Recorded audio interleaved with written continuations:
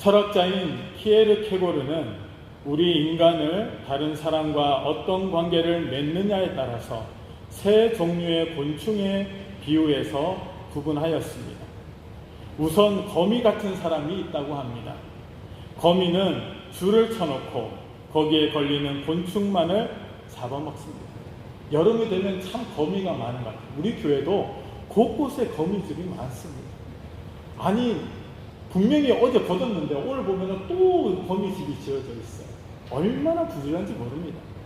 거미는 거미줄에 걸려있는 그러한 작은 곤충들을 잡아먹습니다.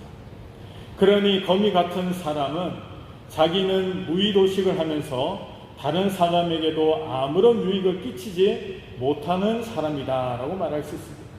거미 같은 사람은 무의도식, 하는 일 없이 헛되이 놀고 먹는 그러한 사람이다 라고 말할 수가 있다는 겁니다. 다른 사람에게는 유익을 끼치지 못하는 사람이 거미와 같은 사람이다 라고 말합니다. 또 사람 중에는 개미와 같은 사람이 있습니다. 여러분, 개미를 보면 얼마나 부지런합니까? 열심히 양식을 모읍니다. 그리고 부지런히 일을 한다는 거예요. 누구를 위해서요? 자기 자신만을 위해서. 자기 자신만을 위해서 아주 열심히 일합니다. 다른 사람에게 해를 끼치지는 않습니다. 하지만 다른 사람에게는 관심이 별로 없어요. 오로지 관심이 누구에게만 있느냐? 자기에게만 있는 사람을 아주 개미와 같은 사람이다 라고 말할 수 있습니다. 이런 사람의 특징은 이기적이라는 겁니다. 자기밖에 몰라요. 그래서 신앙생활도 어떻게 보면은 개미와 같은 신앙생활 하시는 분이 있습니다. 주일날 예배 나와서 1시간 예배 딱 드리면 그걸로선 끝입니다. 어느 누구와도 여러분 교제하지 않습니다. 어느 누구의 이야기를 들으려고 하지 않습니다. 그리고 자신을 드러내기를 꺼려하는 분들이 있다라는 겁니다. 어떻게 보면 이런 분들이 개미와 같이 신앙생활하는 분이다라고 말할 수 있습니다. 여러분, 개미와 비슷한 곤충이 있습니다. 그것은 바로 꿀벌이다라고 말할 수 있습니다. 여러분, 개미도 무리를 지어서 살고 있지만은 이 꿀벌도 무리 지어서 생활을 하고 있다라는 겁니다. 그런 가운데 거미처럼 이 꿀벌은 무의도식도 하지 않고 개미처럼 열심히 수고하고 꿀을 모읍니다. 그런데 꿀을 자기가 열심히 모았다고 해서 개미처럼 자기만 독식하고 차지하는 것이 아니라는 겁니다. 이 자기가 열심히 따온 이 꿀을 공동체가 함께 나눈다. 여러분, 벌집에 보면은 이 벌집 중간중간에 꿀들이 얼마나 가득 차 있는지 모릅니다. 그것을 꿀벌이 오로지 자기만을 위해서 먹는 것이 아니라 공동체를 위해서 함께 그 꿀을 먹고 이용한다라는 것입니다. 이렇게 꽃들을 사이를 옮겨 다니면서 이 벌꿀들은 아주 좋은 일도 많이 합니다. 여러분, 꿀벌들이 사라지면은 수많은 식물들이 살아남을 수가 없다고 합니다. 그래서 이 꿀벌의 역할이 아주 중요하다고 말합니다. 왜 그렇습니까? 꿀벌이 여러 꽃들을 건너다니면서 거기에다가 씨를 뿌리게 해준다는 거예요. 이 꽃가루를 묻혀가지고 다른 이 꽃에다가 이 수정을 시킴을 통해서 또 다른 생명이 생겨나게 하는 역할을 한다는 겁니다. 이처럼 꿀벌은 나를 위해서도 살지만은 다른 사람을 위해서도 살아가는 것이 바로 꿀벌의 삶이다라고 철학자 키에르케고르는 이야기하였다라는 것입니다.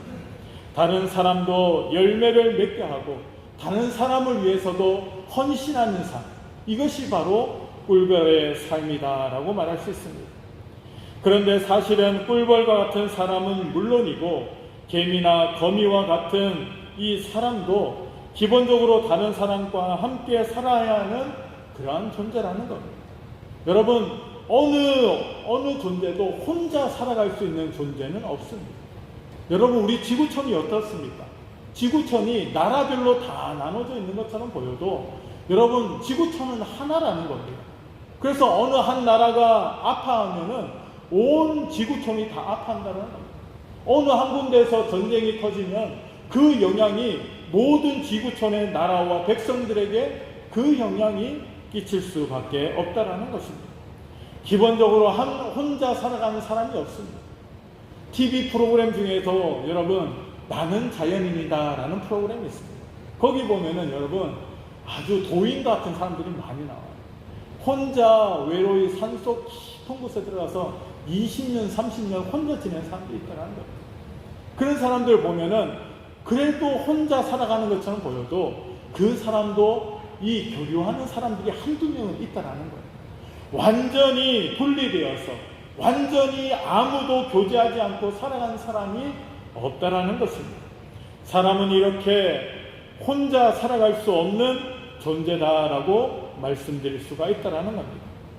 좀 엉뚱한 이야기 같지만은 여러분, 사람들이 도시에 살기를 원합니까? 아니면 시골에 살기를 원합니까? 시골에 살기를 원합니까? 예? 도시에 살고 싶지 않습니까? 사람들은 시골도 좋지만은 될 수 있으면 도시에 살고 싶어 합니다. 왜 그렇습니까? 도시에는 사람들이 많이 모여들기 때문에, 사람들이 많이 모여들고 여기에는 돈이 아주 풍부합니다. 그래서 사람들이 많이 몰리는 곳에 무엇이 몰립니까? 돈도 몰린다는 거예요. 사람들이 이 도시에 몰려드는 이유는 사람들이 많기 때문이라는 겁니다. 여러분, 시골에서 혼자 살아보십시오. 처음에는 좋다고 이야기하는 분들이 많습니다. 그런데 1년, 2년 살다 보면 너무 불편하다고 합니다. 불편한 것들은 새로운 것들을 기술을 도입해서 해결할 수 있는데 가장 불편한 것이 무엇입니까? 라고 질문하니까 외롭다라는 거예요. 외롭다. 부부가 전원생활하면서 부부만 이 생활을 하다 보면은 여러분, 사람이 그립다고 하는 거예요. 아무리 사랑하는 남편, 부인이 같이 24시간 붙어 있어도 주변에 사람들이 없으면 외롭다고 합니다. 그래서 사람들이 전원생활을 좀 하다가 전원생활을 접고 다시 도시로 많이 돌아오게 된다는 것입니다. 여러분, 도시가 좋은 이유는 그겁니다. 사람들이 많이 몰려서 살고 있다는 거예요. 여러 사람을 만날 수 있습니다. 다양한 사람들을 볼 수 있습니다. 여러분, 구경 중에서 좋은 구경이 뭡니까? 사람 구경이라는 거예요. 사람 구경하는 거 참 재밌습니다. 어떨 때는 큰 커피숍에 가서 앉아서 커피만 마시고 사람 구경만 해도 시간이 얼마나 잘 가는지 모릅니다. 큰 커피숍에 가면 사람들이 모여서 커피를 마시면서 빵을 먹으면서 얼마나 이야기를 열정적으로 하는지 모릅니다. 한두 시간 하는 거는 기본입니다.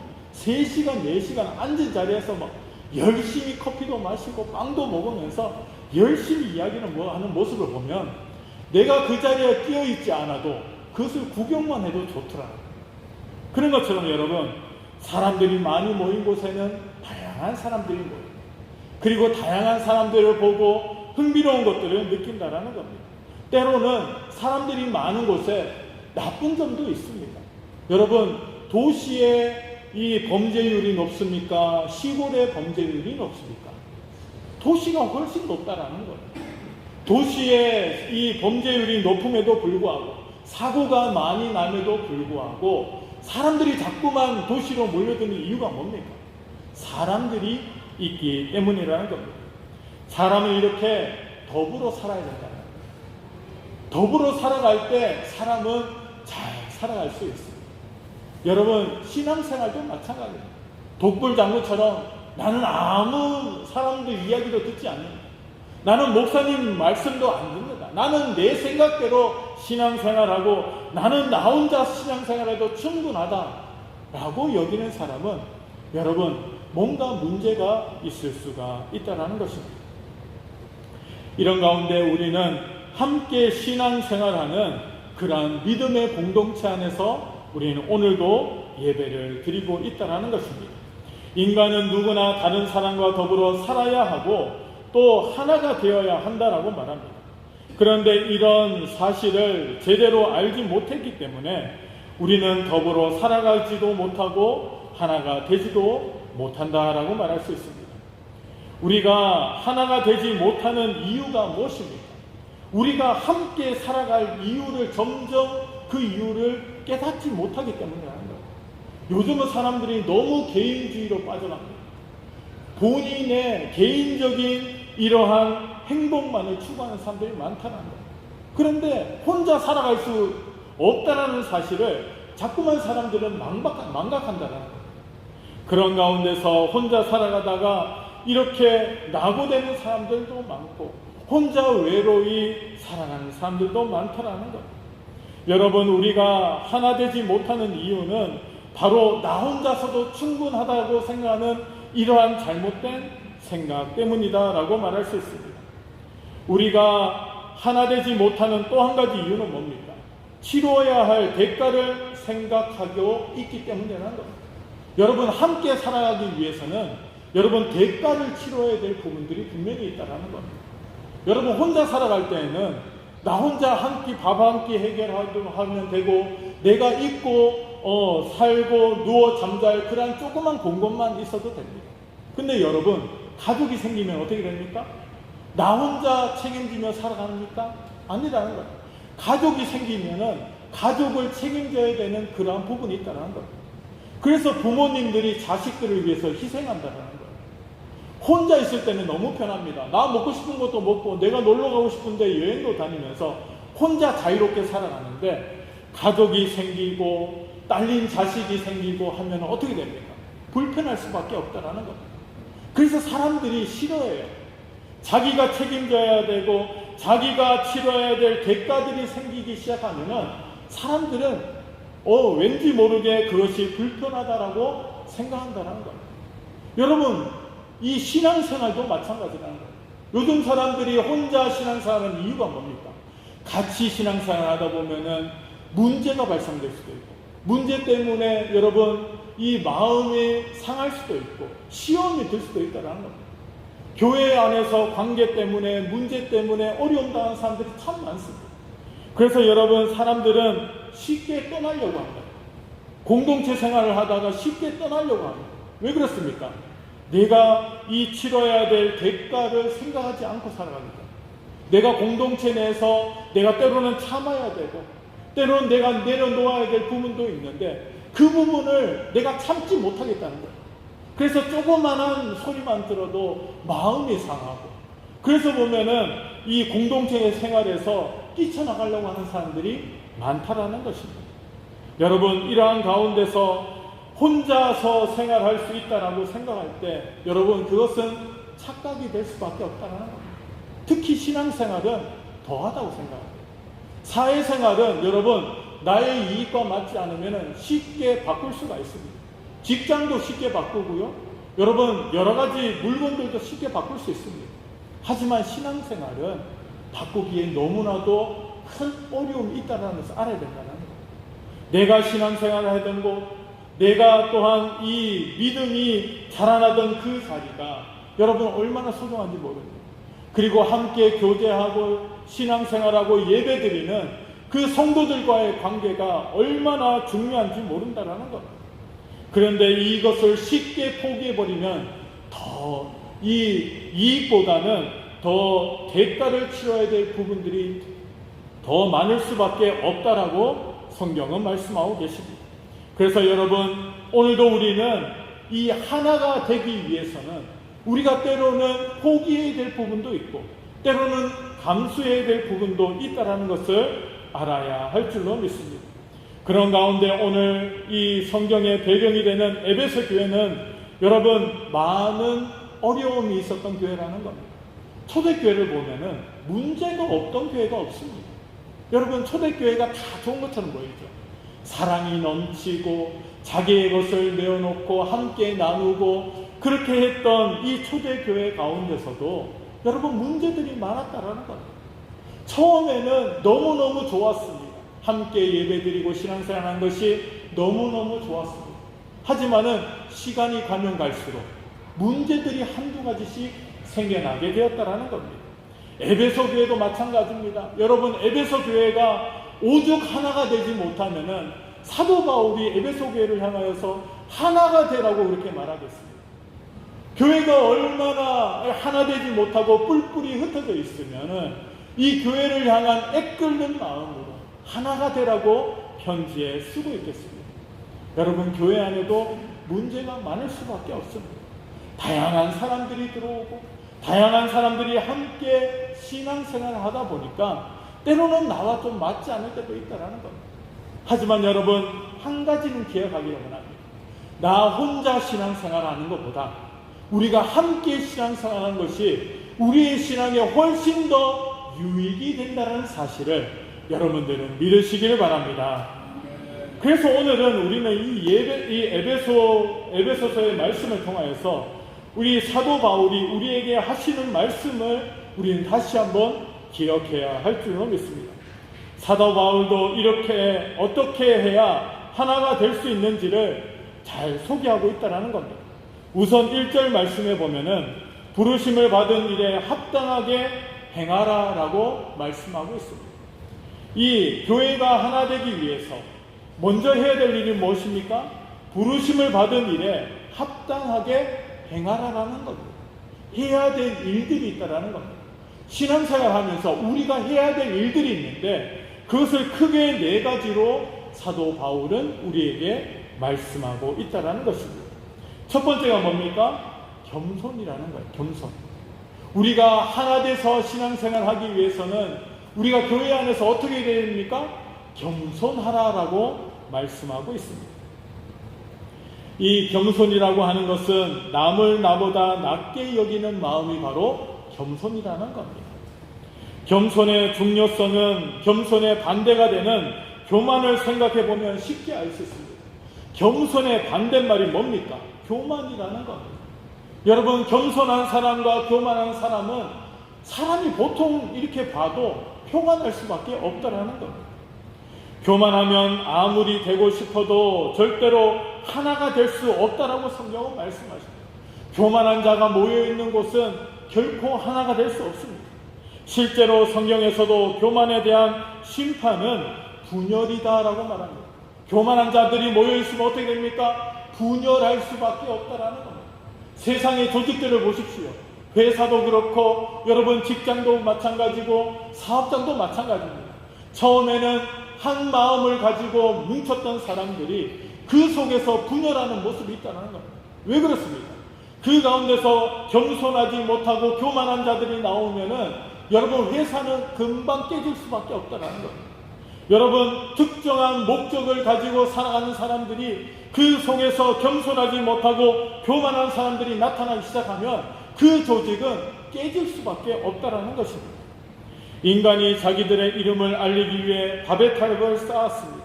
여러분, 바벨탑을 쌓은 결과는 어떻게 됩니까? 바벨탑은 인간의 교만함을 드러내는 그러한 대표적인 모습이라는 겁니다. 사람들이 하나님의 심판을 피하기 위해서 바벨탑을 쌓았다는 겁니다. 그래서 하늘에 닿도록 바벨탑을 쌓는데 하나님께서는 그들을 어떻게 하셨습니까? 그들을 흩어버리셨다는 겁니다. 예전에는 바벨탑 이전에는 사람들이 함께 모여서 살았습니다. 그들의 언어가 하나였다라는 겁니다. 하지만은 그들이 겸손하지 못하고 교만하여서 하나님을 대적하자 하나님께서는 그들의 언어를 혼잡하게 하셨다는 겁니다. 그리고 그 사람들이 함께 모여 살지 못하고 모두 다 뿔뿔이 흩어져서 살아가도록 하나님이 그들을 모두 다 흩어버리셨다는 겁니다. 여러분, 무엇 때문에 그렇습니까? 바로 인간의 교만함 때문이라는 사실입니다. 여러분, 교회도 마찬가지입니다. 교회도 교만하면 어떻게 됩니까? 교회는 뿔뿔이 흩어질 수밖에 없습니다.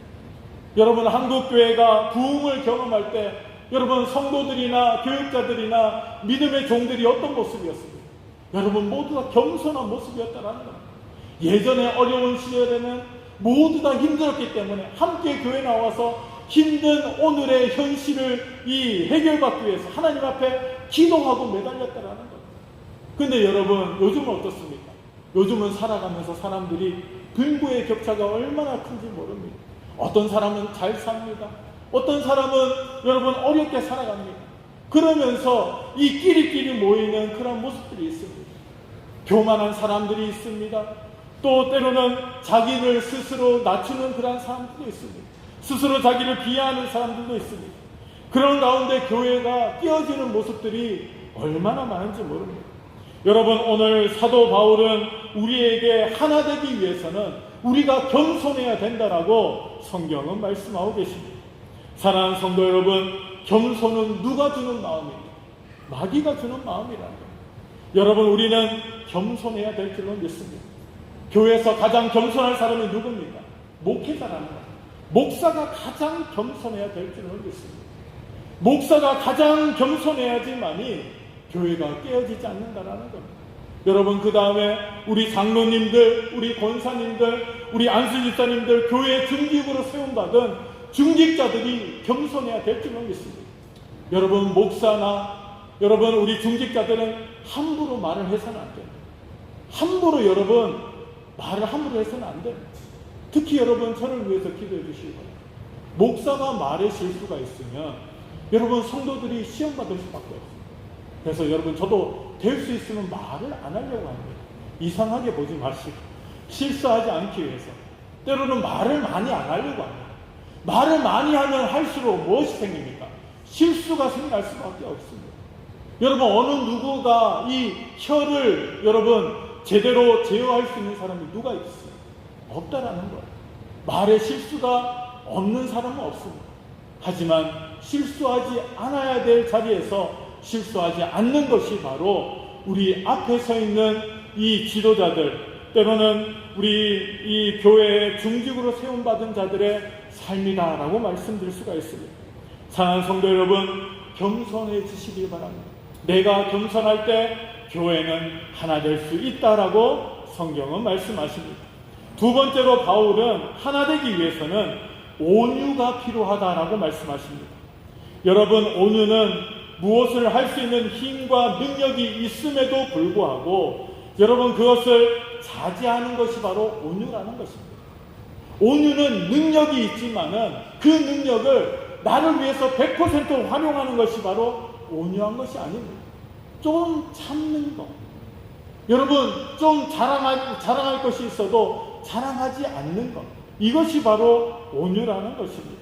능력이 있음에도 불구하고 좀 참고 덕을 세우기 위한 것. 전체의 목적을 위해서 덕을 세우는 그 자세가 바로 온유함이다라고 성경은 말씀하십니다. 그러기에 하나가 되기 위해서는 이러한 온유가 분명히 필요하다라고 말씀하십니다. 무슨 말이든지 할 수 있다고 마음대로 말을 해서는 안 됩니다. 어떻게 하나가 될 수가 있겠습니까? 여러분, 내가 입이 있기 때문에 내가 마음대로 말한다. 여러분, 그건 자유입니다. 입이 있는 사람은 누구나도 말할 수 있는 자유가 있습니다. 여러분, 그렇지만은 온유한 사람이 되어야 된다. 내가 할 말은 있지만은 그 말을 좀 참는 것. 이것이 바로 온유한 자의 모습이다. 여러분, 특히 목사는 어떤 줄 아십니까? 목사는 성도들의 그러한 신앙생활과 모습을 지적해주고 싶은 마음이 얼마나 큰지 모릅니다. 보입니다. 저렇게 신앙생활하면 안 되는데, 저렇게 하면은 하나님 앞에 복을 받지 못하는데, 자꾸만 지적해주고 싶은 마음이 있습니다. 하지만 여러분, 성경은 뭐라고 말합니까? 말할 수 있어도 그 말을 참는 것. 그것이 바로 온유한 자의 모습이라는 것입니다. 여러분, 내가 능력이 있어도 그 능력을 다 발휘하지 않는 것, 공동체를 위해서 하나 되는 것을 방해하는 일이라면은 여러분, 기꺼이 그것을 하지 않는 것. 그것이 바로 온유한 자의 모습이다라고 성경은 말씀하고 계신다는 겁니다. 사랑하는 성도 여러분, 온유한 자가 되시길 바랍니다. 여러분, 지적하는 사람을 누가 좋아하겠습니까? 당신은 이 부분이 잘못됐고 당신은 저 부분이 잘못됐고 지적만 하는 사람 옆에는 사람이 있습니까? 없습니까? 없다라는 거예요. 왜냐하면 그 지적함이 그 사람에게 때로는 상처가 될 수 있기 때문에 말할 수 있는 자유가 있음에도 불구하고 그것을 참는 것, 그것이 바로 온유한 자의 모습이다라고 성경은 말씀하십니다. 세 번째로는 하나가 되기 위해서는 오래 참음도 필요하다라고 말씀하고 계십니다. 여러분, 오래 참아야 된다. 조금 참는 게 아니라 오래 참을 수 있어야 된다는 거예요. 교회가 하나 되기 위해서는 여러분, 오래 참는 모습이 있어야 될 줄은 믿습니다. 잘못되고 화나는 일이 있다고 해서 바로 지적하면 안 된다는 거예요. 바로 지적하는 것보다 저분이 다시 돌아올 수 있기를 기도하면서 오래 기다려 줄 수 있는 마음이 있어야 할 줄로 믿습니다. 여러분, 아이가 자라나면서 말을 배울 때 애가 태어나자마자 말을 술술 잘합니까? 아니라는 거예요. 아이가 성장할 수 있는 기회관을 주고 시간을 주는 것이 바로 부모의 모습이라는 거예요. 아이가 보면은 똥을 쌌어요. 그 아이를 향해서 너 왜 똥을 쌌니? 아직도 그렇게 보면 기저귀도 보면 차고 있으면서 그것도 하나 구분하지 못하니 아이를 보채는 그렇게 나무라는 부모는 없다라는 거예요. 왜 그렇습니까? 오래 참기 때문에 아이를 위해서 오래 참아준다라는 거예요. 그렇기 때문에 그 아이가 바르게 성장할 수 있다라고 말씀하고 있습니다. 여러분, 사도 바울은 교회를 향하여서 말합니다. 오래 참으라 라고 말하고 있습니다. 잠시 잠깐 참는 것이 아니라 한두 번 참는 것이 아니라 여러분 오래 참으라라고 우리에게 말씀하고 계십니다. 사도 베드로가 예수님에게 질문했습니다. 예수님, 원수를 몇 번이나 용서해 줄까요? 한 7번 용서해 주면 되겠습니까? 라고 질문하였다는 겁니다. 여러분, 원수를 7번 용서해 주는 것, 여러분 그 많이 용서해 주는 겁니다. 이 7번이라는 것은 어떻게 보면은 완전한 숫자입니다. 이 유대인들이 7이라는 숫자를 완전한 숫자로 여기기 때문에 어떻게 보면은 이 할 수 있는 만큼 충분히 용서해 줘야 됩니까? 라고 이 베드로가 예수님에게 질문하였다는 겁니다. 그 예수님이 뭐라고 대답하셨습니까? 70번씩 7번이라고 용서해 주라라고 말씀하셨다. 끊임없이 기회를 주라는 겁니다. 끊임없이 기다려 주라는 겁니다. 누구든지 실수할 수 있습니다. 때로는 어려운 일을 할 수 있습니다. 때로는 내 마음에 상처되는 말을 할 수도 있습니다. 그렇지만 여러분, 그것을 참을 수 있어야 된다. 그 사람을 미워하거나 그 사람을 정죄하는 것이 아니라 오랫동안 참아주는 것. 이것이 바로 여러분 이 하나 되는 비결이다라고 성경은 말씀하십니다. 여러분, 우리 교회가 20년을 향해서 달려가고 있습니다. 그런 가운데 교회 안에는 수많은 일들이 있었습니다. 여러분, 그렇지만은 이 교회가 20년이 될 동안 누가 지켜주셨습니까? 하나님이 지켜주셨다는 거예요. 하나님 모시기에 얼마나 부족한 부분들이 많았겠습니까? 얼마나 연약한 부분들이 많겠습니까? 얼마나 하나님 마음에 아픔을 드렸던 그런 순간들도 많았겠습니다. 그런데 여러분, 하나님께서는 지켜주셨다는 겁니다. 하나님께서는 용납해 주셨다는 겁니다. 그래서 우리 교회가 오늘까지 유지될 수 있었다라고 말할 수 있다는 겁니다. 사랑하는 성도 여러분, 하나 되기 위해서는 오래 참아야 한다라고 성경은 말씀하십니다.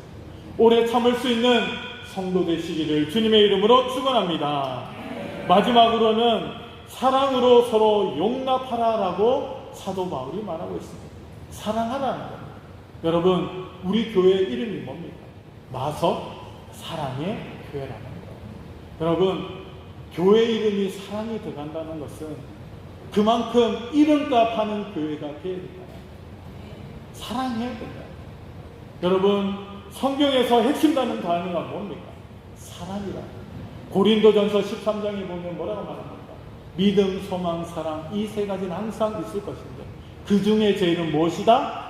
사랑이라는 거예요. 믿음도 있고 소망도 있는데 여러분, 사랑이 없으면 어떻게 돼요? 모든 것이 허사가 될 수밖에 없습니다. 평생을 신앙생활을 했는데 사랑 없이 신앙생활을 했다. 여러분, 그것은 신앙생활이 아니라는 거예요. 헌신하였다. 평생을 주를 위해서, 교회를 위해서 내 전재산을 들여서 헌신하였다. 그런데 사랑 없이 했다. 여러분, 그것은 아무것도 아니라는 거예요. 여러분, 우리는 사랑으로 해야 할 줄로 믿습니다. 여러분, 신앙생활은 사랑이 빠지면 아무것도 아니라는 거예요. 사랑으로 해야 돼요. 누구의 사랑입니까? 하나님이 우리를 사랑하신 그 사랑. 하나님이 우리를 사랑하신 그 사랑. 독생자이신 예수 그리스도를 우리를 위해서 십자가에서 죽이기까지 하신 그 사랑. 그 사랑으로 우리가 신앙생활합니다. 우리가 그 사랑을 본받으면서 살아가야 됩니다. 우리는 세상의 사랑은 잠시 잠깐의 사랑이라는 거예요. 여러분, 악한 자들도 서로 사랑한다고 성경은 말합니다. 악한 자들도 자기가 좋아하는 사람들끼리 서로 사랑합니다. 그런데 우리의 사랑은 그들과 좀 달라야 되지 않겠습니까? 우리의 사랑은 어떻습니까? 하나님이 우리를 사랑하신 거죠. 우리도 그 사랑을 입은 자로서 우리가 사랑하지 못할 자까지도 사랑하는 것, 이것이 바로 진정한 사랑의 모습이다라고 성경은 말씀하고 계십니다. 여러분, 하나가 되기 위해서는 이렇게 걸리는 부분들이 많습니다. 여러분, 하나 되기 위해서는 결코 여러분 쉬운 일이 아닙니다. 하나 되라고 여러분 아무도 말하지 말고 목사만 이야기하라, 이것이 아닙니다. 각자의 개성은 있지만은 한 마음을 품으라. 한 마음. 우리 교회가 나아갈 길이 뭡니까? 그 길에 여러분 각자가 맡은 대로 해 나가라는 겁니다. 목사는 목사대로, 장로님들은 장로님으로서 해야 될 일, 권사님들은 권사님으로서, 집사님들은 집사님으로서 맡은 바 사명을 다하는 모습으로 나아가라는 겁니다. 모든 일에 함께 동참해서 나아가는 겁니다. 나는 음식을 잘하니까 나는 음식하는 걸로 나는 헌신하고, 나는 주의 전을 쓰고 닦고, 나는 보면 아름답게 유지하는 일에 내가 달란트가 있으니까 나는 그런 일을 통하여서 하나님의 교회를 섬기고 성도들을 섬기고, 나는 또 성도들을 케어하는 데 보면은 마음이 있기 때문에 나는 성도들을 돌아보는 일에 헌신하려. 여러분, 각자의 달란트대로, 여러분 우리가 맡은 일대로 여러분 나아가는 것이 바로 하나 되는 모습이라는 겁니다. 모두가 목사가 될 수 없고, 모두가 장로가 될 수 없고, 모두가 권사가 될 수 없습니다. 여러분, 교회 안에는 여러 가지 여러분 직책이 있다라는 겁니다. 직책에 맞게 하나님 앞에 헌신하는 것, 이것이 바로 하나 되는 자들의 모습이다라고 성경은 말씀하십니다. 사랑하는 성도 여러분, 오늘 우리는 에베소 교회의 모습을 통하여서 하나 되어야 될 우리들의 모습에 대해서 살펴보았습니다. 하나님 안에서 우리는 어떻게 됩니까? 겸손해야 된다. 우리는 온유해야 될 줄은 믿습니다. 오래 참고 사랑 안에서 용납하면서 하나 되는 모습으로 신앙생활을 해야 될 줄은 믿습니다. 사랑하는 성도 여러분, 오늘도 하나님은 우리를 복음 안에서 우리를 불러주셨습니다. 그리고 하나 되기를 원하신다라고 말씀하십니다.